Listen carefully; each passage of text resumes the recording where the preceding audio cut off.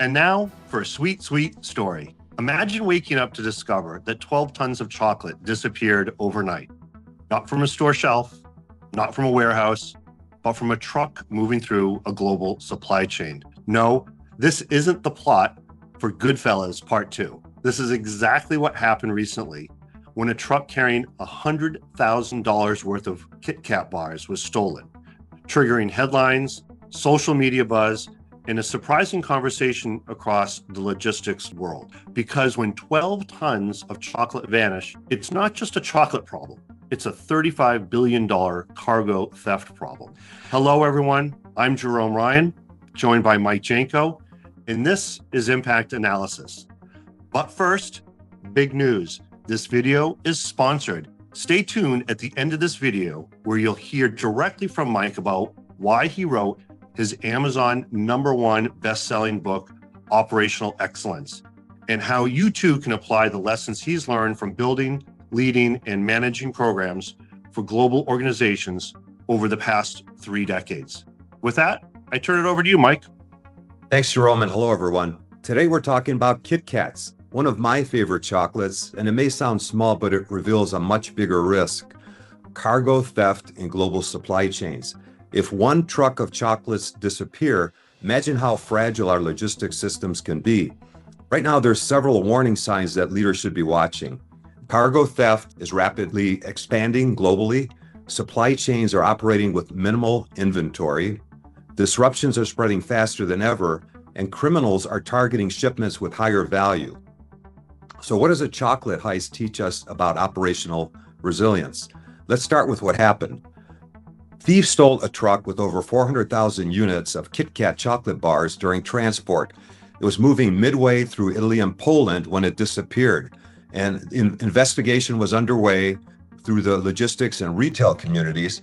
Although it sounds almost humorous, that truck represented 414,000 retail units, an inventory value of over $100,000, production capacity that was already committed, and delivery schedules that were tied to retailers. So once it's gone, the ripple effects began immediately. And here's something many people don't realize. In today's just-in-time supply chains, companies intentionally carry less inventory to operate efficiently. That means shipments are constantly moving. Factories, warehouses, retailers all depend on precise timing. So when one truck disappears, it can trigger retail shortages, delivery delays, replacement logistics costs, insurance claims, and supply chain investigations. And suddenly, what looked like a minor theft becomes a multi-layer operational disruption. Let's talk about who's affected, Jerome. This cargo theft is rapidly expanding to the point where recent logistic reports estimate about $35 billion in cargo losses every year. In the US alone, it's recently increased by 57%. And the average cargo theft is about $200,000 per incident. And the criminals are getting a lot more sophisticated. They're going after high-value shipments, using fake carriers and fraudulent pickup requests. They're monitoring the logistics schedules, and they're exploiting all these gaps. And food and consumer goods are in the top 5 most targeted because of high demand, easy to resell, and difficulty to trace once they're stolen. And that's exactly why something like chocolate shipment becomes attractive. But here's the bigger issue. As we've already discussed, supply chains today are incredibly interconnected. When a shipment disappears, production planning changes, retail promotions get disrupted, and there's other disruptions across distribution centers as they scramble to replace inventory. And companies must suddenly ask, do we have a backup inventory? Can we reroute shipments? Or do we absorb the loss or delay orders? In many cases, a single disruption forces dozens of operational decisions across the organization. So now let's talk a little bit about the cascading effects. The first effect, of course, is the lost shipment. But the bigger issue is what it exposes about global supply chain fragility, because modern supply chains are built for efficiency, not always resilience. Exactly, Jerome. So in just in time, even a small disruption gets magnified. Less buffer inventory. Many companies operate on 5 days of inventory. There's less slack in the transportation schedules. And we need a continuous flow about 90% of global trade to get the products moving, with a lot of different handoffs, transloading, etc. So if something breaks, even something unexpected like cargo theft, it spreads real fast. And this is where resilience planning becomes critical.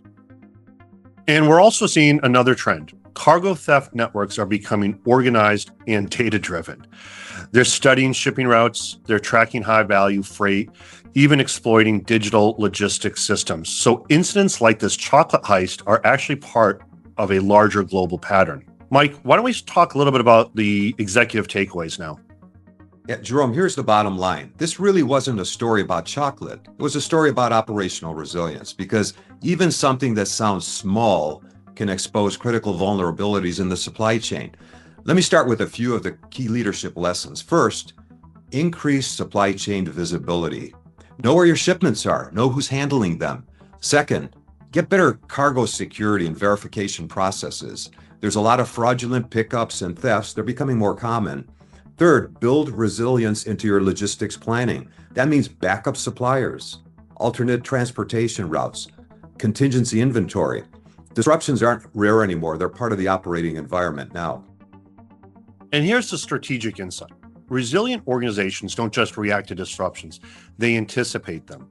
That means monitoring emerging risks, running disruption simulations, building cross-functional response plans, and investigating supply chain intelligence. Because the organizations that prepare for the disruptions are the ones that will continue operating when others fail. So Jerome, that was our real message here. If 12 tons of chocolate disappearing can create global headlines, imagine what happens when your critical components like pharmaceuticals, technology shipments, they all disappear. That's why resilience isn't optional anymore. It's your competitive advantage. So please share our story with friends and colleagues, subscribe and like our Impact Analysis channel. It's always great joining you, Jerome, and sharing our message to benefit our audience. Until next time, thanks for joining us on Impact Analysis, where we strongly believe you can manage risks now or its consequences later.